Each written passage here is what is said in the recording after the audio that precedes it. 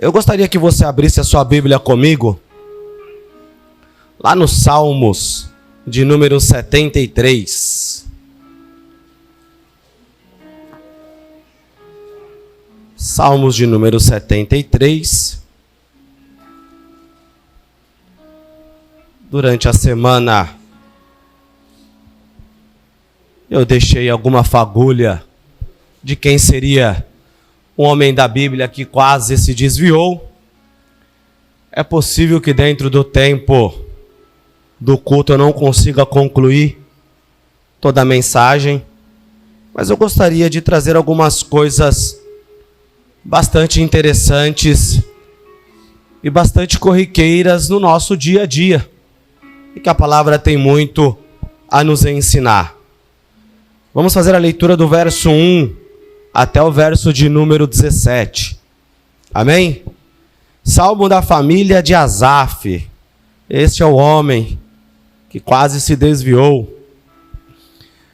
Verso de número 1. Certamente Deus é bom para Israel, para os puros de coração. Verso 2. Enquanto a mim os meus pés quase tropeçaram, por pouco não escorreguei. Pois tive inveja dos arrogantes quando vi a prosperidade desses ímpios. Eles não passam por sofrimento. E têm o corpo saudável e forte. Estão livres dos fardos de todos.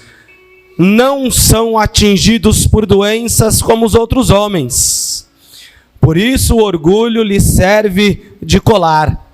E eles se vestem de violência. Verso 7, do meu íntimo brota a maldade, do seu íntimo brota a maldade, da sua mente transbordam maquinações. Eles zombam e falam com más intenções em sua arrogância. Ameaçam com opressão, com a boca arrogam a si os céus, e com a língua se apossam da terra.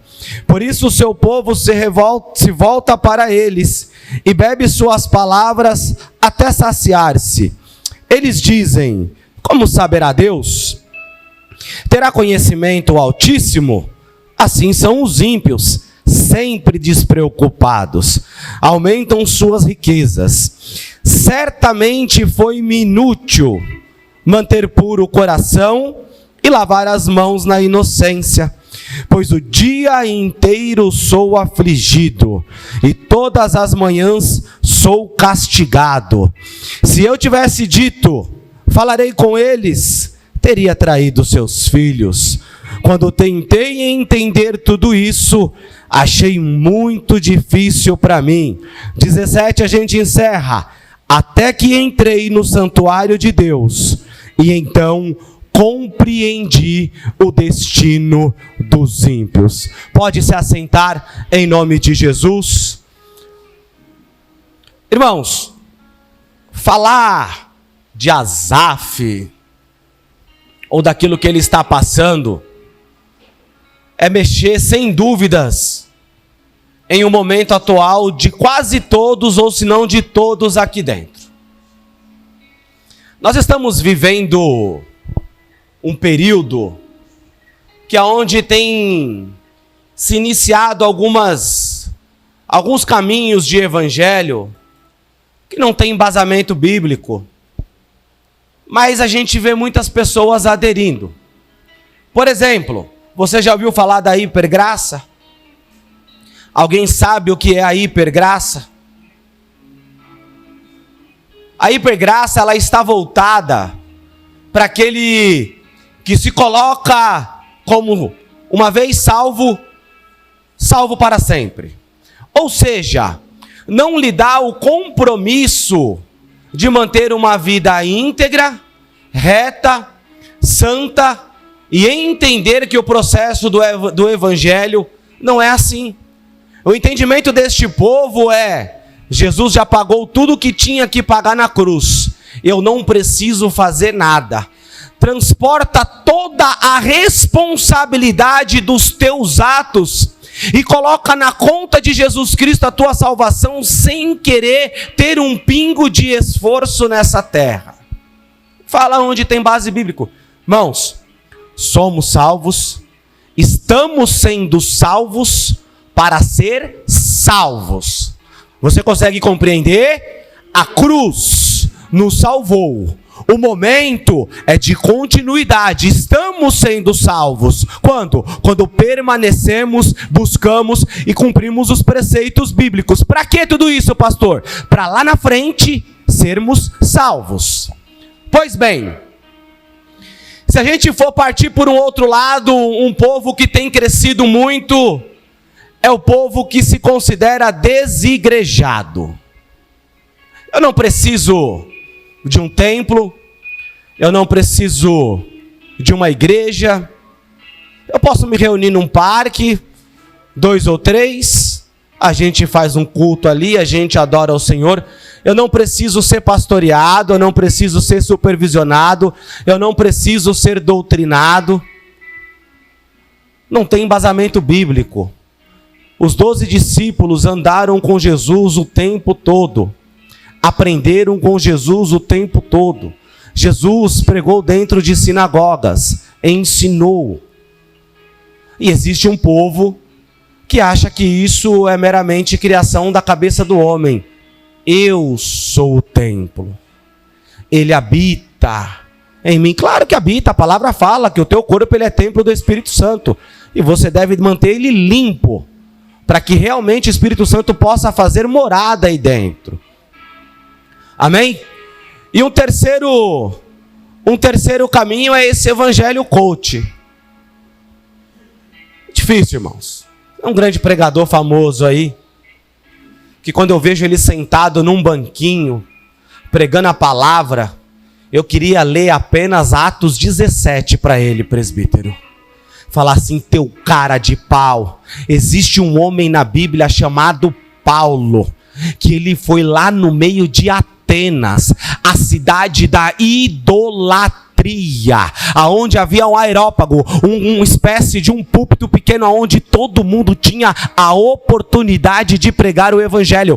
Caminhou no meio dos ídolos daqueles homens e falou acerca de Jesus para ganhar 2 almas para o reino de Deus. A palavra vai dizer que Damares e Dionísio, após ouvir Paulo pregar dentro de Atenas, a cidade da idolatria, aceitaram Jesus. Coloca o meu banco aqui. É mais ou menos assim. Eles mostram Jesus como nosso filho. Quem tem filho aqui que já vai sozinho ao mercado? Você olha para ele e fala assim, tá aqui a lista do que eu quero. Vai lá e traz para mim, eu vou ficar sentado aqui te esperando. Jesus vai fazer tudo por você. Você não precisa se esforçar. Você é o centro. Eu e você não somos nada. Meros pecadores. A palavra em Jó vai dizer que nós somos pobres e nu. E se não fosse a graça de Deus chegar até as nossas vidas, a única coisa que nós merecíamos era a condenação eterna. Então deixa eu falar uma coisa para você sair daqui diferente na noite de hoje. Crente de verdade. Deixa este negócio de que Jesus vai fazer tudo do jeito que eu e você quiser. Deixa pra lá esse negócio de que Jesus vai atender tudo da maneira e no tempo que nós quiser. Evangelho não é isso que está sendo pregado. Você não vai ter problema. Jesus vai fazer tudo por você. Você não vai viver crise. Você não vai passar dificuldade. Tem uma frase famosa que fala, te enganaram, né? Parafraseando ela, se você ouviu isso de alguém, te enganaram. Irmãos, o que nós mais temos vivido nos dias de hoje, dentro da igreja, desde o membro mais recente convertido, até pastores que cuidam de igrejas há muitos anos, são crises. Pô, um pastor passar por depressão, tentar suicídio, abandonar a igreja, dar as costas para o evangelho? Sim. Se der tempo eu vou chegar até Asaf e você vai entender.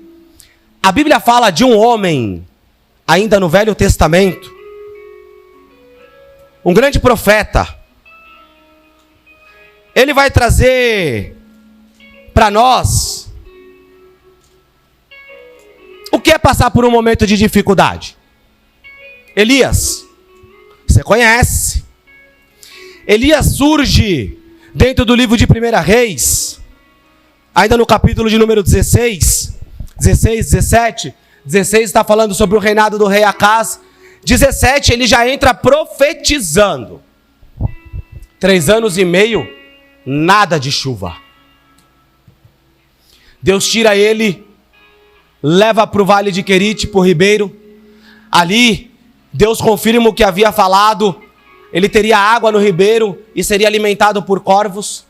Ele fica um período dentro daquele lugar, quando a água se seca por conta da falta da chuva. Deus vai levar ele para Sarepta. Chega dentro daquele lugar, ele encontra uma mulher pegando alguns pedaços de madeira, galhos, cavacos. Algumas traduções vai mudar, mas é algo para acender um fogo, fazer uma última refeição. Ele pede um pouco de água e no meio do caminho ele fala: além da água, traga alguma coisa para mim comer. A resposta daquela mulher é: não temos nada para comer a não ser um pouco de farinha e um pouco de azeite. Vou fazer um bolo, vai comer eu e meu filho e acabou, vai morrer todo mundo aqui. Ele fala assim: não, pode fazer e traz. Deus vai usar este homem na vida daquela mulher, porque você conhece a história. Quando aquela mulher serve o homem de Deus, vai haver uma multiplicação tanto do azeite quanto da farinha, e ela vai viver um milagre dentro da sua casa. Elias profetiza, Deus honra. Elias vai para o vale de Querite, Deus provê. Elias vai na casa da viúva e executa milagre. Deus manda voltar. Vai ter um encontro com Acabe. Agora avisa que vai chover. A palavra vai chegar que ele vai se encontrar com Acabe e vai falar assim: se prepara, porque Deus está falando que vai vir água. A palavra de Deus vai se cumprir. Você conhece, ele vai ter um grande confronto com os profetas de Baal. Esses que eram liderados por Jezabel, uma rainha prostituta, irmãos, nojenta.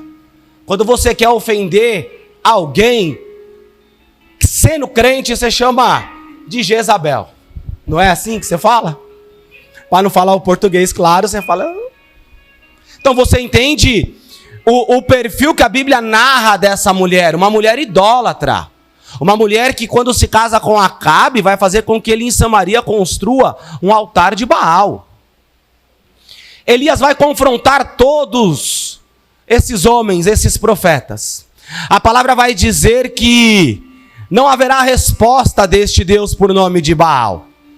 E o Deus Todo-Poderoso vai responder uma oração e um holocausto ora preparado por este profeta por nome de Elias. Elias é um homem íntimo, próximo, fala, Deus responde.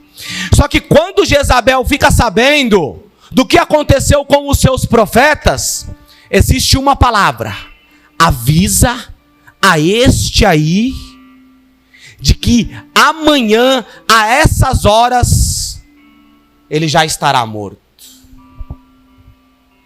Agora um homem íntimo, próximo de Deus, que faz milagres, está saindo correndo de um lugar para poupar a sua vida. Você acha que evangelho é moleza? Você acha que evangelho é tranquilidade? Você acha que evangelho é só provisão? Você acha que evangelho é só prosperidade? Vai ter que passar pelo vale, vai ter que passar pela dificuldade. Por que você está falando isso, pastor? Porque, ora, esses 3 perfis que eu narrei aqui no início, que vem pregado e ganhando muita gente, não está formando homens e mulheres fortes. Você está preparado para passar por dificuldade? Eu recebi um áudio essa madrugada de uma pessoa de 10 minutos. Ele falou: pastor, o que Deus me mostrou no sonho, se cumprir 10%, prepara a igreja, porque a batata vai assar. É sangue, é morte, é desgraça. E se você não for forte dentro do evangelho, me desculpa, se a palavra diz que o reino dos céus é conquistado à força, você não vai alcançar a salvação. Eu estou falando de salvação. Eu não estou falando de vida terrena. Aqui é aflição. Aqui é sofrimento. Aqui é angústia. Aqui é crise também. Olha só. Tendo este homem recebido a notícia de que a sua vida estava em risco, ele, está errado? Cada um sabe a maneira de poupar a sua vida. O que eu não consigo compreender é que quando ele vai se esconder, a oração dele para com Deus é: tira a minha vida. Mas não saiu de um lugar porque estava com medo de morrer? Agora está pedindo para Deus tirar a sua própria vida? Um momento de crise e de depressão. Talvez você não percebeu, mas tudo isso tem passado ao longo dos seus dias. Quando você decide ficar sozinho, não quer conversar com ninguém, alguma coisa está errado. Quando o teu sono é maior do que o normal, alguma coisa está errado. Elias foi para aquele lugar e dormiu. Deus envia o anjo e cutuca. Acorda, malandro. Tem pão e tem água. A palavra diz que ele vai comer e vai voltar a dormir. Indícios de quê? Quem come dorme. Quando não, nem come. Vai partindo para um processo de declínio. Quer ficar sozinho? Quer ficar afastado? Não quer falar com ninguém? Os seus pensamentos são extremamente negativos. Nada dá certo para mim. Ninguém olha para mim, ninguém lembra de mim, ninguém manda mensagem para mim. Eu não sirvo para ninguém. É melhor que eu tire a minha vida. Pensamento suicida. É o que Elias está passando depois de profetizar e Deus honrar, depois de ser sustentado por corvos e tomar água no ribeiro, depois de fazer um milagre dentro da casa daquela mulher, depois de voltar, confrontar profetas de Baal. Deus dá vitória para ele. Ei, crente, deixa eu te falar, é natural que eu e você, mesmo sendo crente, passe por guerras, por dificuldades, por lutas e por crise, mas eu tenho uma palavra para você: você não está sozinho. Quem vai aparecer lá? Ah, Elias, você está aí. Vamos se levantar? Porque eu tenho um projeto sobre a sua vida. Eu preciso de você por mais um período. Você já entendeu sobre isso, irmãos? De que não é a nossa vontade. Isso é o mais difícil de entender. Quem nunca quis desviar, irmão? Fala aí, fala aí. Se tiver alguém... Vamos fazer um café com o pastor ali para você me falar, porque você nunca quis desviar, porque semana sim, semana não, depois semana sim, eu quero, irmão. Você acha que não? Você acha que eu não tenho crise? Você acha que eu não choro? Você acha que eu não falo para Deus tirar minha vida, se eu tiver que envergonhar o nome dele na terra? Você acha que eu não tenho vontade de largar tudo? Mas aí... Quando eu coloco os meus pés dentro da igreja e eu vejo uma juventude crescendo, eu falo, ainda eu preciso estar de pé. Quando eu coloco os meus pés dentro da igreja, eu vejo o ministério das irmãs louvando, adorando ao Senhor em um grande crescimento. Aí eu olho para os céus, não é sobre a minha vontade, não é sobre o que eu quero, não é sobre o que eu acho, é sobre permanecer, tomando porrada, tomando burdoada, passando por crise, mas entendendo que você não sabe do meu particular e eu não sei do seu, mas Ele sabe. Você precisa se levantar e seguir em frente, mesmo em meio à dificuldade. Todos nós vamos passar, irmãos. A segunda vez, Deus toca ele e vai falar: Elias, come aí. Preciso que você siga em frente. Vai tirar ele debaixo daquele zimbro, vai levar ele para dentro de uma caverna. Ou ele vai ir para uma caverna. Assim o texto narra. O fato é que até mesmo dentro de uma caverna, Deus se manifesta sobre a vida dele. É sobre isso que eu quero falar para você. O seu particular, ele é tão secreto, tão individual, tão escondido, e nós não queremos mostrar as nossas crises para ninguém. Quando você está assim, você espera o teu marido sair para você orar. Quando você está assim, você espera a tua esposa sair para você orar. Porque você não quer mostrar o seu desejo de desistir. Você não quer mostrar o seu desejo de abandonar o barco. Você não quer mostrar antes que Deus traga uma resposta para você. Capítulo de número 19. Olha só. O Senhor aparece a Elias. Verso 10. Verso 9 diz assim: ali entrou numa caverna e passou a noite. E a palavra do Senhor veio a ele. Quem veio? Sem palavra. Vai dar tudo certo o tempo todo? Não. Mas se tiver palavra... O que você está fazendo aqui, Elias? Ele respondeu: tenho sido muito zeloso pelo Senhor, o Deus dos exércitos. Os israelitas rejeitaram a tua aliança, quebraram os teus altares e maltrataram os teus profetas à espada. Sou eu o único que sobrou, e agora também estão procurando me matar.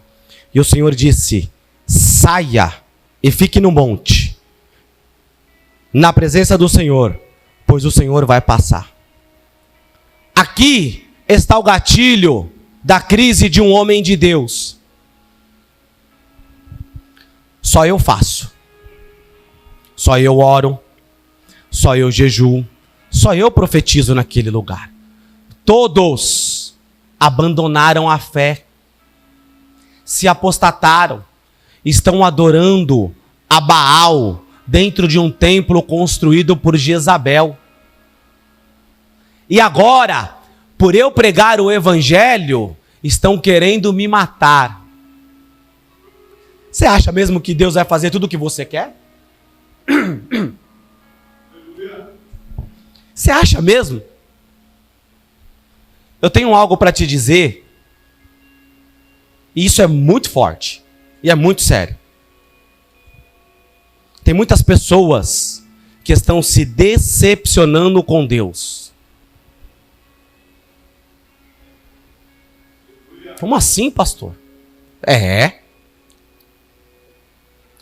Porque existe o tudo vai dar certo, e nem sempre vai. Deus vai te curar, nem sempre Deus vai te curar. Deus vai te prosperar, nem sempre Deus vai te prosperar. Deus vai fazer, e nem sempre Deus vai fazer. Porque Ele não pode? Não, porque Ele sabe o que é o melhor para você. E muitas pessoas entram na igreja com um desejo pontual. E esse desejo pontual, quando ele não é atendido, causa decepção.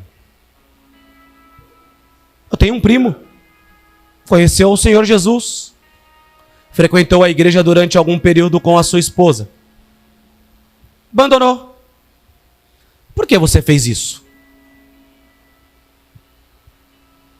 Deus não fez o que eu queria. Mas desde quando Deus tinha que fazer o que você queria? Se decepcionou com Deus. Recentemente descobriu um sangramento pelo reto. Não sabe o que é. Foi para onde? E se Deus não curar? Se Ele não quiser? Deus é obrigado? palavra, ela precisa criar homens e mulheres fortes. Não se criar uma ilusão dentro do evangelho de que tudo vai dar certo. O que precisa dar certo na minha e na sua vida é o processo de salvação. Você gosta de cantar, se ele fizer, ele é Deus, né? Você gosta, né? E se não fizer, ele é Deus. Aí balança a mão assim, Elvis, ó. Aleluia. Aí imagina que Deus manda o profeta e fala, arruma a tua casa. Como assim? Vai deixar a casa bagunçada o resto da vida. Não é? A profecia não é essa? Arruma a tua casa porque Deus vai... O que eu vou arrumar? Vai ficar aí tudo bagunçado. Não é assim, esposa? Escute. Quando Deus tira aquele homem de dentro da caverna, é uma face a face. No seu pior momento, na sua pior crise, no seu gatilho para desistir, abandonar e pedir até mesmo a morte para Deus, haverá alguém chamado Espírito Santo de Deus, que será encarregado de levar as suas orações, mesmo que seja com gemidos inexprimíveis diante de Deus. E você não estará sozinho. Coloque dentro do seu coração o processo de que cada vez vai ficar mais difícil. E de que você tem que ter estrutura para suportar. De que cada vez mais notícias ruins virão, e de que você terá que suportar. A nossa irmã disse aqui, eu trabalho em um lugar onde existe muitas religiões, lá eles podem falar, eles podem se manifestar, mas se você abrir a sua Bíblia para falar do evangelho, certamente você será repreendido. Você acha que isso vai melhorar? Não, vai piorar. Eu vim aqui para te dizer na noite de hoje, dentro da palavra de Deus, se torne um homem e uma mulher forte, para que você não perca a tua salvação.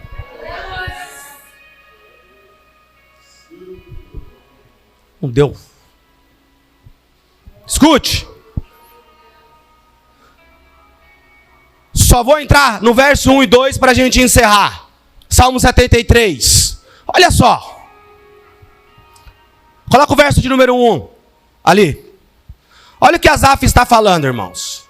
Bom, você sabe quem que é Asaf? Asaf, ele é líder do louvor. Ele trabalha dentro do palácio ao período que Davi é rei. Quando a arca não está em Jerusalém, Davi fala, vamos buscar. Você conhece a história. Em uma primeira oportunidade, a arca vai tropeçar. Uzá vai colocar a mão, vai morrer. A arca vai ficar na casa de Obed-edom. Davi vai se entristecer demais pela morte daquele homem. Volta para Jerusalém e vai começar uma nova estratégia para poder trazer a arca de volta. Agora pegue os ministros de louvor. Pegue animais e não poucos e vamos fazer um grande sacrifício.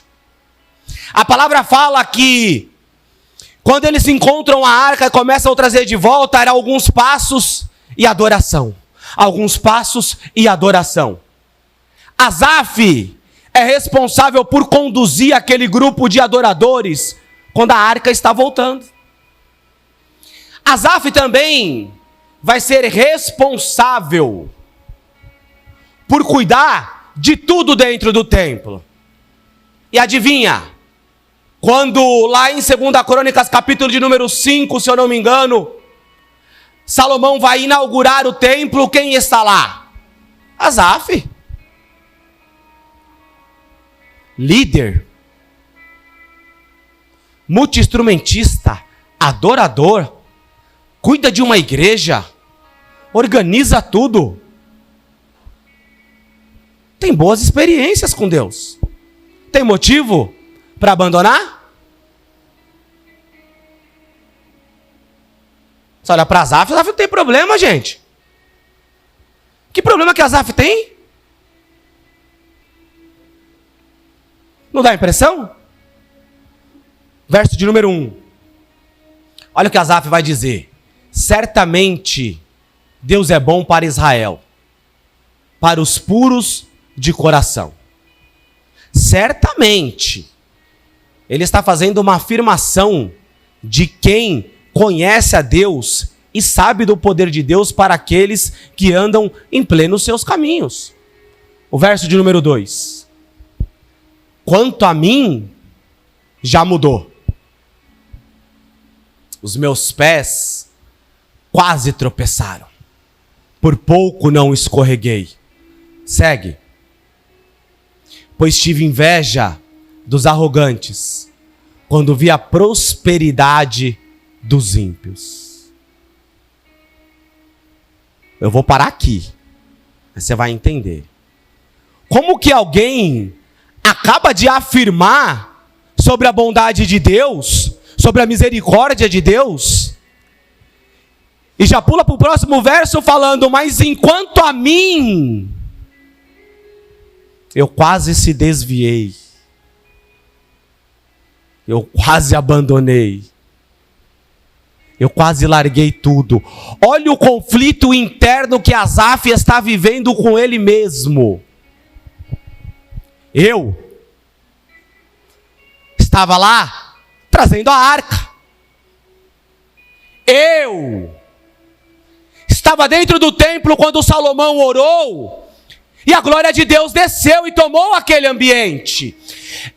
Eu acordo todos os dias de manhã, entro no templo, organizo tudo, preparo os instrumentos e elevo uma adoração a Deus. Eu tenho sobre a minha tutela toda a responsabilidade de ensinar e doutrinar os músicos da igreja.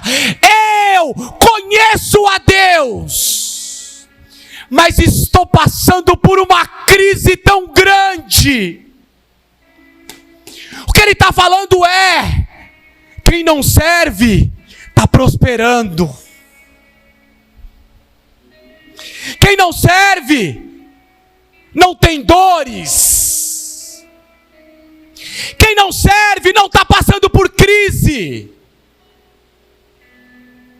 Estão desfrutando do melhor dessa terra, enquanto eu, permanecente na presença de Deus, tenho vivido os maiores conflitos dentro da minha casa.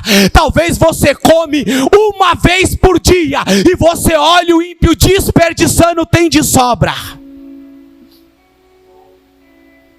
Fala que não dá vontade de largar. Está melhor do lado de lá.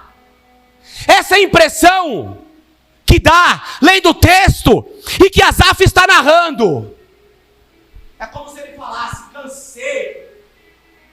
Quer saber de uma coisa? Eu estou de saco cheio desse negócio de servir a Deus. Sabe por quê? Porque os meus filhos passam necessidade, falta bolacha dentro de casa, as contas estão sempre atrasadas, toda hora que passa o carro da ele na porta, eu acho que vai parar lá em casa para cortar, enquanto o ímpio que não adora, que não busca, que zomba o Deus que eu sirvo, está vivendo tudo aquilo que a terra oferece, tem boa casa, tem bom carro, tem boas viagens, e eu, Senhor, Evangelho Coach não te ensina a permanecer na presença de Deus enquanto tudo estiver dando errado.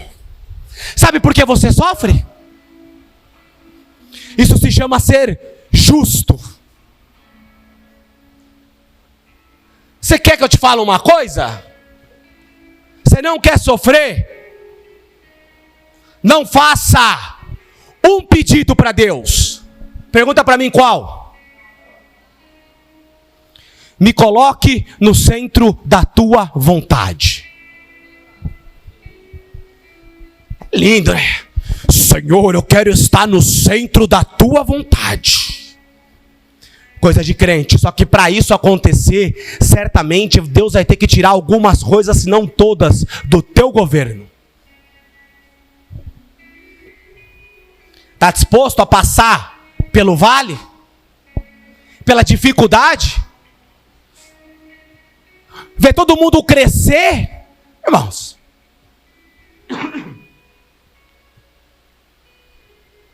O que Asaf está passando é o que nós passamos todos os dias.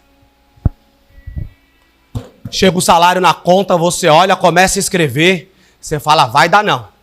Começo de mês na internet é o velho meme que nunca sai de moda. Esse mês eu vou ter que vender minha irmã.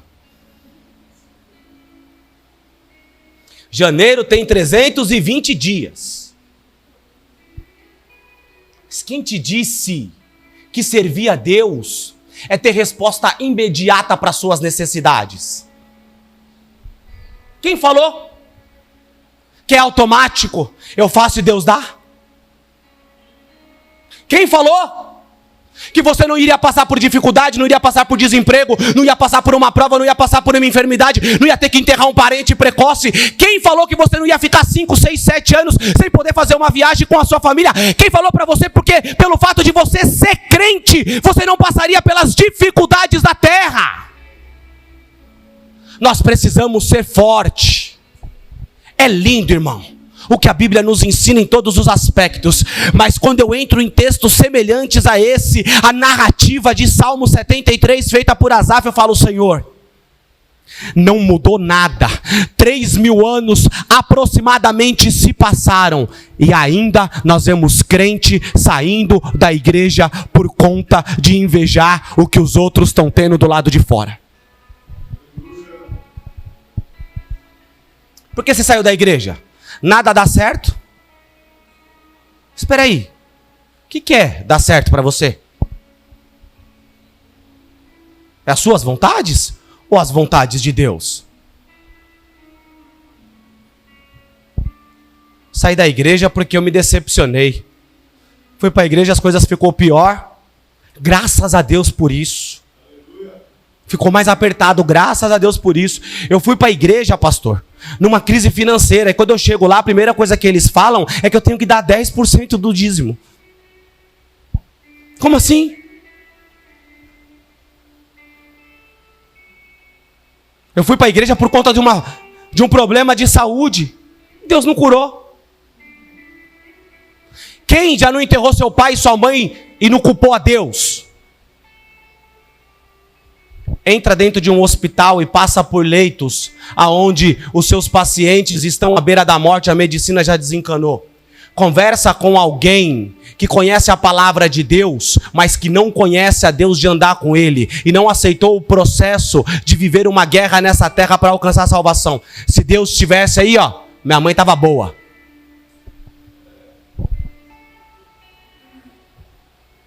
Asaf está vivendo tudo isso. Você acha que vai ser diferente com você? Você acha que você não vai passar por isso? Você acha que não vão fechar a porta para você? Você acha que você não vai ser debochado aonde você anda? Você acha que não vão olhar para você e falar assim, pô, é 3 vezes na semana na igreja, 12 vezes no mês, 2 vezes por semana, por quinzena você está no ensaio, te vejo com a mesma roupa. Mas quem disse que eu estou indo para a igreja para Deus encher meu guarda-roupa de roupa? Cara, você está 10 anos na igreja, você está com o mesmo carro. Quem disse que eu estou indo para a igreja para Deus trocar meu carro? Se eu quiser trocar de carro, eu trabalho mais, faço uma prestação grande e perco o resto dos meus cabelos devendo para o banco, mas eu não quero. E não imputo essa responsabilidade a Deus. Nossa, mas você está tanto tempo na igreja, seu casamento é a mesma coisa. Mas engraçado que o casamento não terminou. Passa uma crise, passa a segunda, quando vem a terceira, você acha que vai ser mais tranquilo? É nada. É igual quando você está no mar, né? Vem uma onda pequena, uma média, a terceira vem daquele tamanho, já arrasta. É a mesma coisa, mas continua casado. E o que fazem muitos se apostatar da fé, irmãos, uma apostasia sobre a vida de alguém, falei que não ia dar tempo,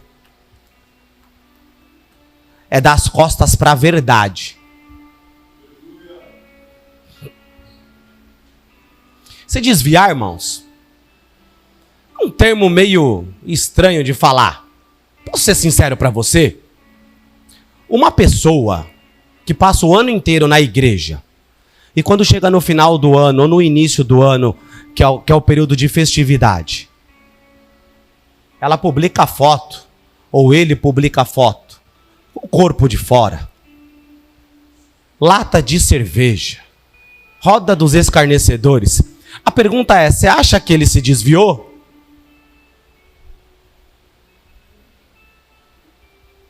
Ou ele nunca foi crente? Porque quem vive 11 meses na presença de Deus, não troca a santidade, uma vida reta e íntegra, no final do ano. Isso é o que nós julgamos desviar. Fui ali tomar um negócio. Você toma um barril de 50 litros, miserável. Tô nem aí. Eu vou ser entregue a tua carne à perdição, problema seu. Mas que haja tempo de você se arrepender de tudo isso. E entender que evangelho não é brincadeira, evangelho é coisa séria. Precisa ser tratado como coisa séria e precisa ser levado por pessoas sérias.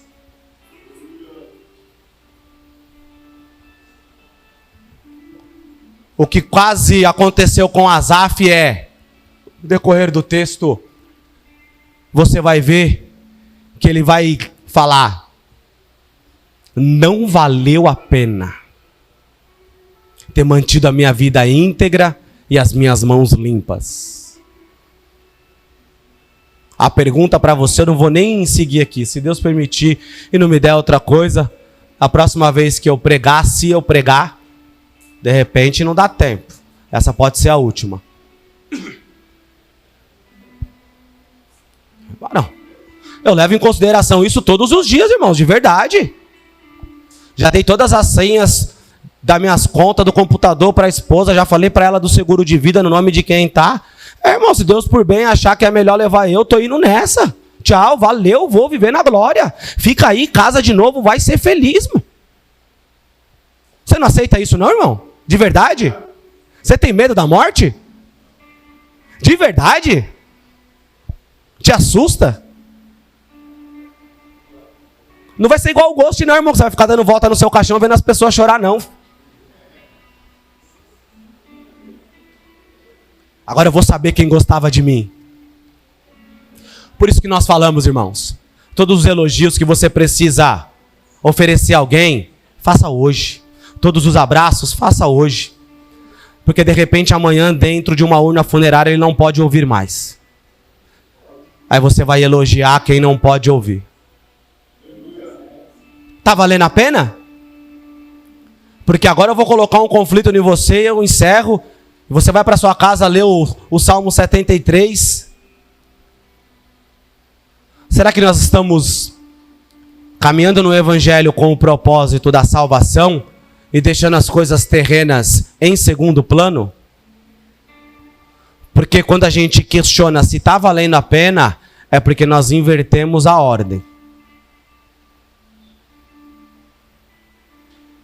Que não vale a pena para você? Pô, trabalho naquela empresa tantos anos, não recebo o salário adequado, não está valendo a pena, vou embora. E faz alguém acreditar que é melhor viver ao seu modo na rua como ímpio. Por isso que Asaf fala, meus pés quase escorregaram. Mas para a glória de Jesus, Asaf permaneceu. O seu legado foi mantido. Porque a palavra vai dizer lá no livro de Esdras, depois que o povo saiu do cativeiro babilônico e começou a reconstrução do segundo templo, quem fez adoração dentro daquele lugar foram os seus filhos. O legado manteve. Olhe por esse caminho dentro do Evangelho. Será que está valendo a pena? Bom, se não tiver, vou falar a verdade, está filmando aí, vai para a rede. E se alguém estiver assistindo em casa, vai assistir depois no YouTube. Se você tem vindo buscar a Deus por interesse, vai embora. Vai embora. Não fique, porque você não vai conquistar a tua salvação, irmão. Você está interessado em alguma coisa. Evangelho não é momento, é constância. Você bate palma para Jesus que já passou 10 minutos.